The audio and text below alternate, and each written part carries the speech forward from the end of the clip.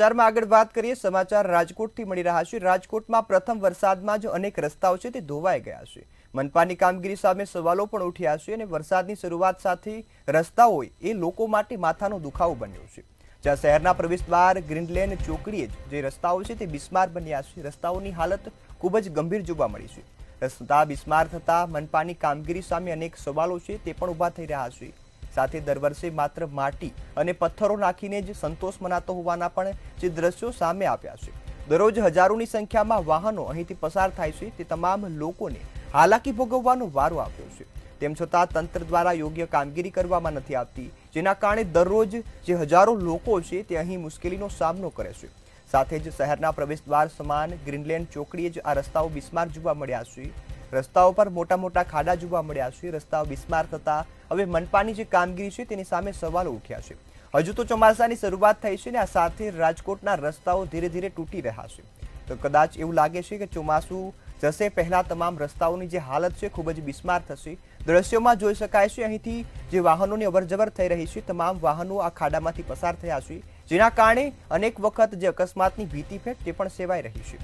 સાથે શહેરના પ્રવેશદ્વાર સમાન ગ્રીનલેન્ડ ચોકડીનો જે રસ્તો છે તે ખૂબ જ બિસ્માર જોવા મળ્યો છે।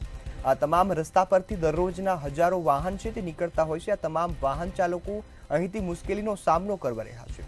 સાથે જ વાહનોમાં પણ ઘણીવાર નુકસાન થતું હોય છે અને અકસ્માતની ભીતિ પણ અહીં ઘણીવાર સેવાતી હોય છે। ત્યારે પાલિકા દ્વારા માટી અને કાંકરા નાખી અને સંતોષ મનાય છે, યોગ્ય જે કામગીરી થતી નથી।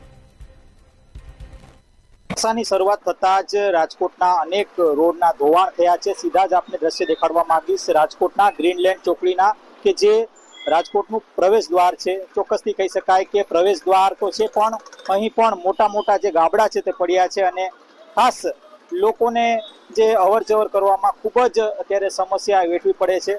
હું આપણે આ ગ્રીનલેન્ડ ચોકડીના જ દ્રશ્ય દેખાડવા માંગીશ કે આ ગ્રીનલેન્ડ ચોકડી ખાતે અનેક વાહનની અવર જવર રોજ થતી હોય છે, એટલે કે હજારો વાહનો રોજ અવર જવર થતી હોય છે। એક બાજુ ગ્રીનલેન્ડ ચોકડી છે ત્યારે બીજી બાજુ મોરબી જવા માટેનો જે રસ્તો છે તે છે અને આ ગ્રીનલેન્ડ ચોકડીથી અમદાવાદ પણ જવાય છે, એટલે કે અહીં રોજ મોટી સંખ્યામાં લોકોની અવર જવર થતી હોય છે।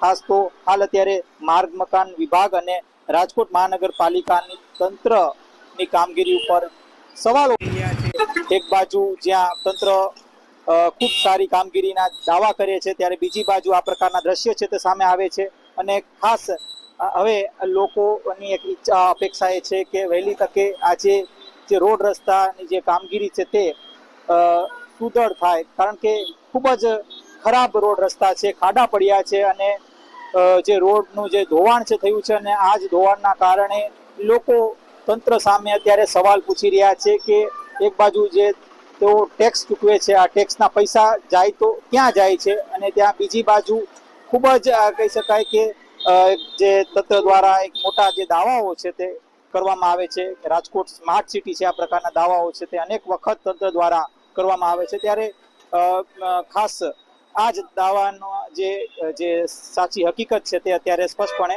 દેખાઈ રહી છે।